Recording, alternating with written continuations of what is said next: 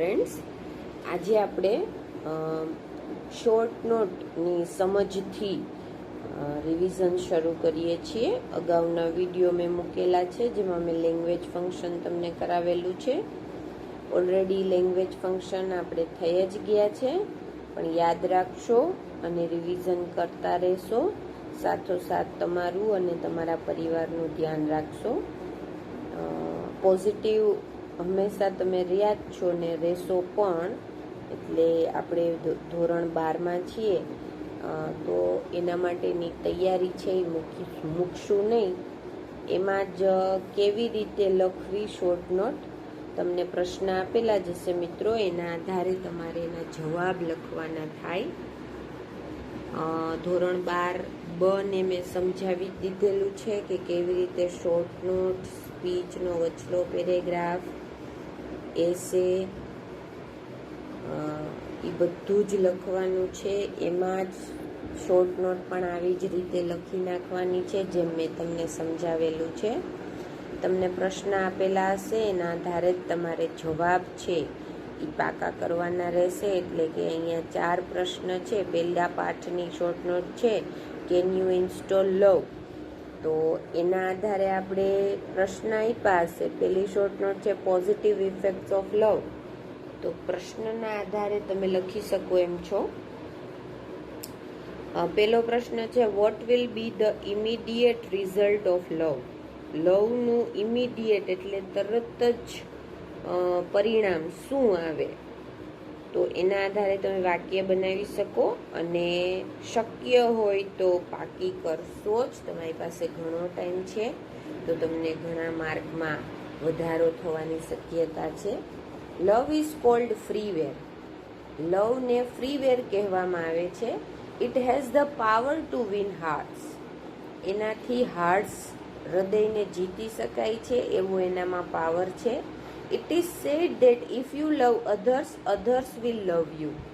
એવું કહેવામાં આવે છે કે જો તમે બીજાને ચાહશો તો બીજા પણ તમને ચાહશે. If the heart is not free from vices, love will never will be installed successfully. જો તમે વાઇસ એટલે દુર્ગુણ, જો તમે દુર્ગુણોથી ફ્રી નહીં થાવ, જો તમારું હૃદય દુર્ગુણોથી ફ્રી નહીં થાય, મુક્ત નહીં થાય, તો પ્રેમ પોતાને સફળતાપૂર્વક ઇન્સ્ટોલ કરી શકશે નહીં. One should throw away grudge, resentment and past hurt to install love in heart. કોઈ પણ વ્યક્તિએ પોતાની અંદર રહેલા ગ્રજ એટલે કે વેરભાવ, રિસેન્ટમેન્ટ એટલે અસંતોષ, એન્ડ પાસ્ટ હર્ટ એટલે ભૂતકાળની જે કડવી યાદો છે એને થ્રો અવે ફેંકી દેવા જોઈએ, દૂર કરવા જોઈએ. શેના માટે દૂર કરવા જોઈએ? Two install love in heart, કે જેથી પોતાના હાર્ટમાં લવને ઇન્સ્ટોલ કરી શકે. There are various modules of લવ. ઘણા બધા અલગ અલગ પ્રકારના પ્રેમ, હૂંફ, લાગણી જોઈ શકાય છે. To experience the various modules of love, one should show eagerness to love others. તમારે જો આવા અલગ પ્રકારના મોડ્યુલ્સ, પ્રકારો પ્રેમના જોવા હોય તો તમારે બીજાને ચાહવા માટે તૈયારી બતાવવી પડે. ચાહવું એટલે ઘણું બધું થાય મિત્રો. અગાઉ પણ પાઠ સમજાવતા મેં કીધું છે કે ચાહવું, હૂંફ આપવી, લાગણી દર્શાવવી એ ફક્ત નાના અર્થમાં ન લેશો. તમે એટલા તો મેચ્યોર છો જ કે પ્રેમ તમારા માતા પિતા, તમારા પરિવારના સભ્યો તમને કરે છે એવો કોઈ તમને કરી શકતા નથી. Low thinking and negative energy can become hurdle while installing love. જો અહીંયા આવ્યું જ છે લો થિંકિંગ, ખૂબ જ નીચલી કક્ષાનો વિચાર છે, વિચારસરણી તમે ધરાવતા હો. એન્ડ નેગેટિવ એનર્જી અને નકારાત્મક ઉર્જા જો તમારામાં હોય તો તમે ક્યારેય પણ પ્રેમ પામી શકતા નથી, એને ઇન્સ્ટોલ કરી શકતા નથી. એ હર્ડલ બની જાય છે. હર્ડલ એટલે અડચણ બની જાય છે. Love is there for installed with positive feeling. એટલા માટે જ લવને જ્યારે તમે ઇન્સ્ટોલ કરો, પ્રેમ છે એને ઇન્સ્ટોલ કરો ત્યારે તમે પોઝિટિવ હોવા જોઈએ. One should begin connecting to other hearts in order to get upgrades.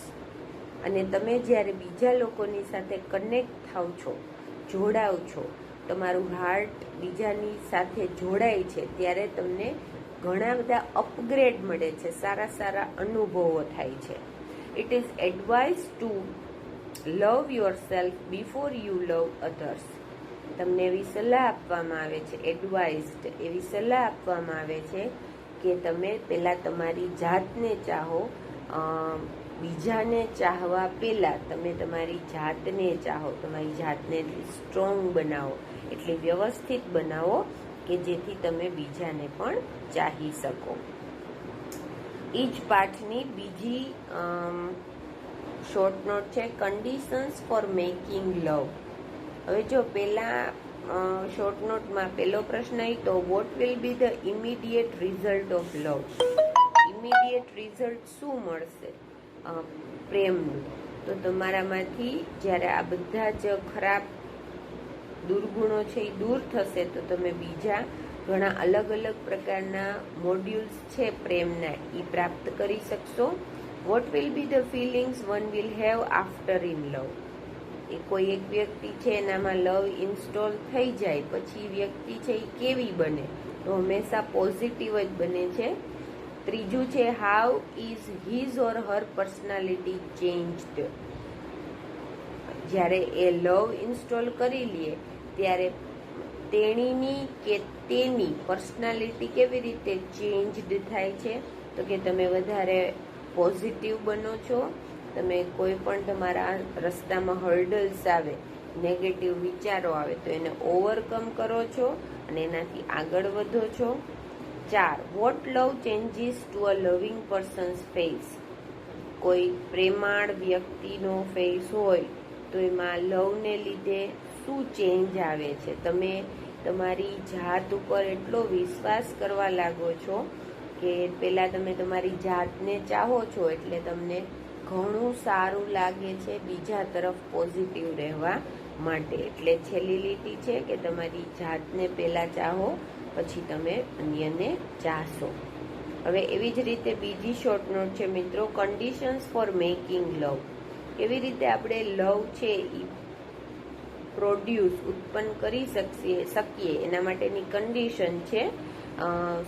પરિસ્થિતિઓ કેવી કેવી હોય તો આપણે લવને બનાવી શકીએ. બનાવવું અહીંયા ખૂબ જ નીચા અર્થમાં લખેલું છે. બનાવવું એટલે કોઈને પ્રિય પાત્ર બનવું અથવા તો કોઈની પ્રત્યે લાગણી ધરાવવી.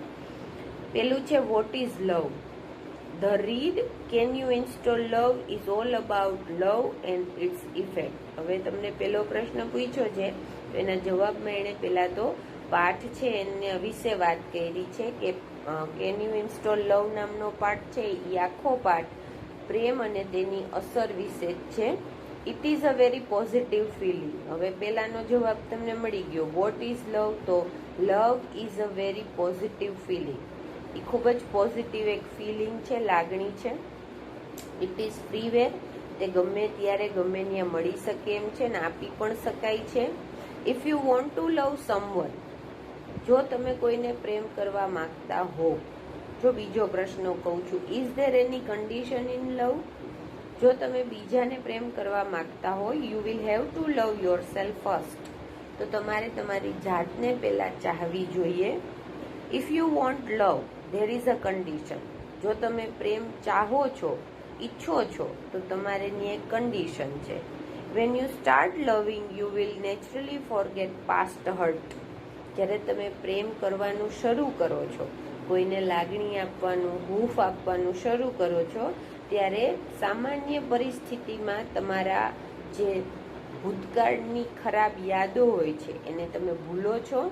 Which is an obstacle for love, કે જે એક સમયે અડચણ હતી પ્રેમ પામવા માટે કે પ્રેમ આપવા માટે અડચણ હતી. આપણે ઘણી વખત એવા વ્યક્તિઓ છે એને ચાહતા હોઈએ છીએ, હૂંફ આપવા માંગતા હોઈએ છીએ, પણ એને આપણી સાથે કંઈક ભૂતકાળમાં ખરાબ વાતો કરી હોય અથવા તો આચરણ એવું કર્યું હોય, વર્તન એવું કર્યું હોય, એના લીધે આપણે એને હૂંફ આપતા નથી, પ્રેમ કરતા નથી. તો જ્યારે તમે ખરેખર કોઈને ચાહશો, હૂંફ આપશો તો એ તમારું અડચણ છે ભૂતકાળની ખરાબ યાદો એ દૂર થશે. You must remove low esteem from yourself. તમે તમારી લઘુતા ગ્રંથિ છે એને દૂર કરી શકો છો, દૂર કરવી જ જોઈએ. You must be free from grudge as it is a negative feeling. તમારે વેરભાવ છે એનેમાંથી પણ તમારી જાતને મુક્ત કરવાની રહેશે, કારણ કે ગ્રજ છે એ પણ નેગેટિવ ફિલિંગ છે, નકારાત્મક લાગણી છે. You must be free from a feeling of anger. Anger એટલે ગુસ્સો. તમારે ગુસ્સાની લાગણીમાંથી પણ તમારી જાતને મુક્ત કરવાની છે. You should remove all this negative feelings. તમારે આ બધી જ નકારાત્મક લાગણીને દૂર કરવી જોઈએ. You should have quality of ફોરગિવનેસ.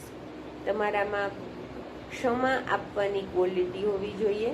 એટલે કે તમારી સાથે કોઈએ ખરાબ વર્તન કરેલું હોય તો એનું કારણ જાણી અને તમે એને માફ કરી શકવાની ક્ષમતા ધરાવતા હોવા જોઈએ.